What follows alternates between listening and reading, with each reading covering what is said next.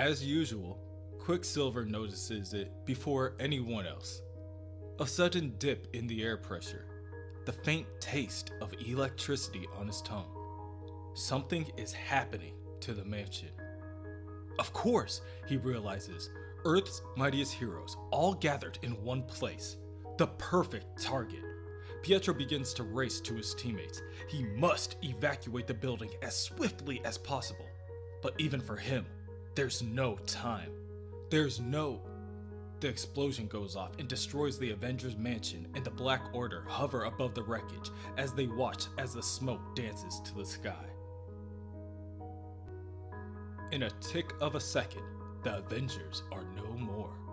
Proxima Midnight assumed that their strike would feel thrilling, not anticlimactic. Black Dwarf agrees.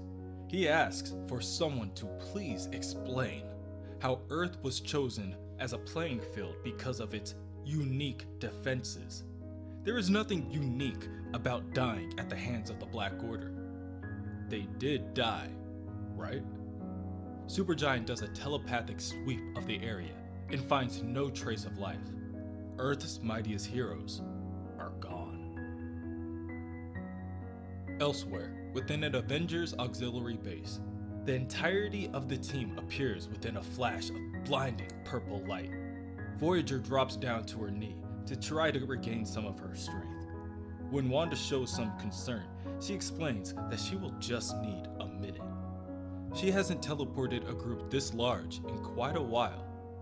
While some of the other Avengers, like Lightning, also take their time to rise to their feet, Quicksilver is already urging the others that they need to take action. They need to strike back. They can't afford a moment's hesitation. The world is in jeopardy. They are Avengers. They don't play defense. The three leaders, Falcon, Rogue, and Sunspot, who is currently going by Citizen V, tell Quicksilver that they need to be patient. They are miles away from the mansion, and now Voyager needs time to recharge. They need a strategy. There is still too much that they don't know. Like, what is immobilizing certain Avengers in mid-stride and why? As far as they can tell, what just occurred isn't the typical Black Order play, which means there's something else involved. But the question is, what? Elsewhere, somewhere within the cosmos, the Grandmaster watches as a piece on the board crumbles.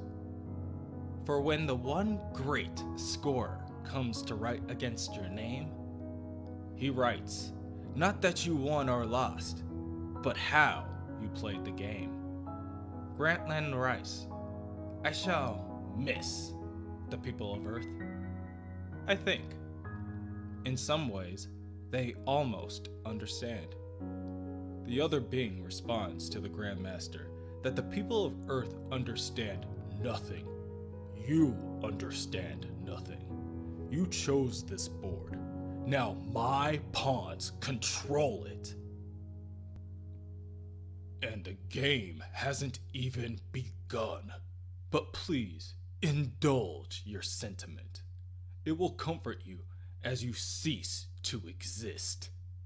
The Grandmaster meets the being's gaze, but does not respond. Instead, he ascends a small staircase to be met by 6 pyramids, all floating in different shades of color. A red one, an orange, a yellow, a blue, and a purple pyramid, each and every one pulsing with a powerful energy brewing inside. First move, then, challenger. Each to his element. I choose Earth. Sentiment, as you say. The challenger growls again. A weakling to the end. Fine, then I will choose fire. Within the Avengers Auxiliary Headquarters, Tony Ho, the Iron Patriot, checks in with Beast, who is still with Nadia Pym, the Wasp, within the Midtown Hospital, examining Jarvis. They are doing what they can, but something is wrong with Jarvis. It's like his brain is fighting itself. The Beast has never seen anything like it. Suddenly, within the base, the global crisis alert goes off. They already know that they are in a global crisis. What else could possibly be going wrong? Asks Citizen V. Actually, Roberto, Tony begins, this is new. News reports say it started with a column of light blazing into the sky in Rome, the Colosseum, and another in Peru. That was 10 minutes ago. Both sites are now suffering rapid and severe environmental effects with, get this, a side order of alien invaders. The Avengers know that this must be the work of the Black Order.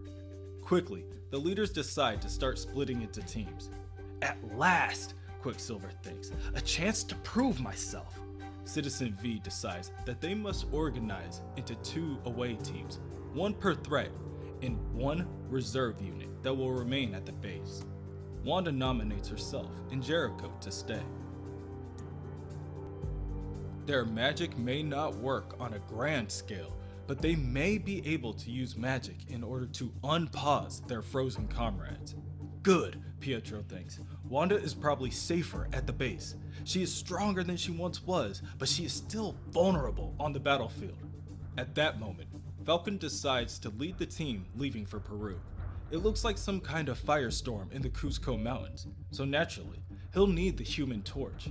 Also, the new Red Hulk, General Maverick, that is, if his power hour is still available. Synapse and Wonder Man will round out the team. Wonder Man may be a pacifist, but, as he puts it, he can still help save lives. Okay, Pietro wonders, so I have to work with Rogue. Awkward, but I'll make do. However, when Rogue chooses a team of heavy hitters, Thor, Hercules, Lightning, and Cannonball, Quicksilver cannot help but feel disrespected. I mean, come on! Cannonball? A heavy hitter? And with Thor, you already have lightning covered. Just say it already. Just say you need my super speed. He asks Rogue point blank what her problem with him is. Rogue responds that it's actually pretty simple. She needs people that she can count on, and that's not him. With that, Rogue's group leaves for Rome. When they arrive, they are greeted by the Lethal Legion in a pillar of blue energy beaming up to the sky. The clouds spiral above the Colosseum as the pieces of stone get torn from the structure and fly into the air. A fitting stage for a battle, eh, Hercules? Thor asks. Aye, Zeus himself could not have chosen better. Thor fires a bolt of energy at one of the Blood Brothers, and he doubles back in pain. Lightning, the hero, cannot help but feel a little outclassed. Voyager, with the permission of Rogue, teleports back to the headquarters in order to grab the second group. Voyager transports them to Cusco, Peru to see a similar situation. Only this pillar reaching up to the sky is made of pure flame. On the ground, magma bubbles to the Earth's surface, and a fire spits out to the clouds above, and within the flames rests one orange pyramid. In the air, Ebony Maw faces off against Farine, the other. Meanwhile, Proxima Midnight and Captain Glory each prepare to land a powerful attack. Drawl faces off against Corvus Glaive, each one of them unaware that the Avengers have arrived. And Falcon decides that this is as good a time as ever to join the fight. Within the base, Jericho Drum and the Scarlet Witch examine the heroes in stasis. They stay immobile, and they show no signs that they are aware of their current predicament. Whatever is keeping them in stasis, it does not appear to be mystical in nature, though there aren't any clues that would lead the two to believe technology is causing this either. Quicksilver interrupts his sister's deduction with a sigh. I'm doing nothing, while others fight around the globe. It's shameful. Wanda tells her brother that they all have their role to play. Rogue made it clear that she doesn't trust Pietro. Wanda suggests to her brother that if he follows Rogue's orders, he might win back a semblance of respect. Before she can finish her statement, her brother is gone. Wanda was right. Everyone does have their role to play, but mine is not there at the base. I have given them years of loyalty and hard work, all wiped away because I'm not the perfect soldier. Because I made a mistake that nearly cost Emily, Synapse, her life, and it weighs on me every single day. Still within the base, Wanda wonders if she can try a hex to see if it distorts reality enough to free one of the others.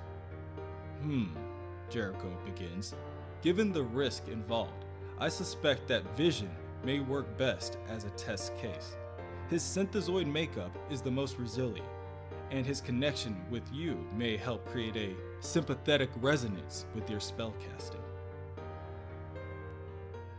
As Pietro crosses the ocean to make it to Rome, he has nothing in his heart but contempt. Wanda, acting like she's holier than thou, making me feel weak. Has she so quickly forgotten her own sins? Within Rome, Cannonball strikes one of the Blood Brothers, sending him flying in the opposite direction, and Hercules attacks the other. Rogue rushes in to attack the Metal Master, but he will not be defeated so easily. Every scrap of metal on the planet is his to control, even Mjolnir. Metal Master grabs the hammer from Thor and uses it to dispatch Rogue, Thor, and Hercules without a second thought. In the air, Lightning gets taken out by Mentacle. How weak, it thinks. Quicksilver arrives and finds that Rogue's team has already been beaten. Only him and Cannonball remain. Mentacle halts Cannonball in his tracks and tells the others of the Legion that their obstacles are halted. The Pyramoid Point is theirs to take, and he orders the Blood Brothers to retrieve it.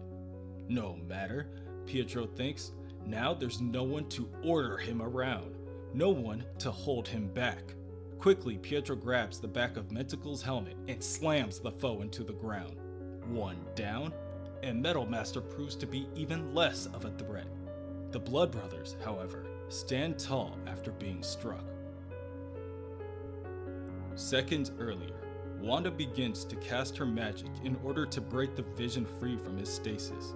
It takes an unbelievable amount of concentration, but finally, the Vision's color returns and he begins to blink. Wanda? He asks, where are we? At the battle, Quicksilver continues to attack the two opponents, and he seems to be gaining the advantage. He knows that he is the only one who can make things right. He will show them all that Pietro Maximoff cannot be stopped. Suddenly, Pietro begins to glow blue, and he freezes in place. There you are, one of the brothers announced. It looks like the Zipster ran out of zip. He cracks his jaw back in place, and the other wipes the blood dripping from his nose as the two slowly step closer to Quicksilver's petrified body. They both chuckle. Metal Master, too, rises from his attack and tells the brothers to take the obstacle out of play. Our pleasure, one of the brothers tells him as they both begin to beat down on Pietro. His body, still frozen blue, does not break, but the world around him does.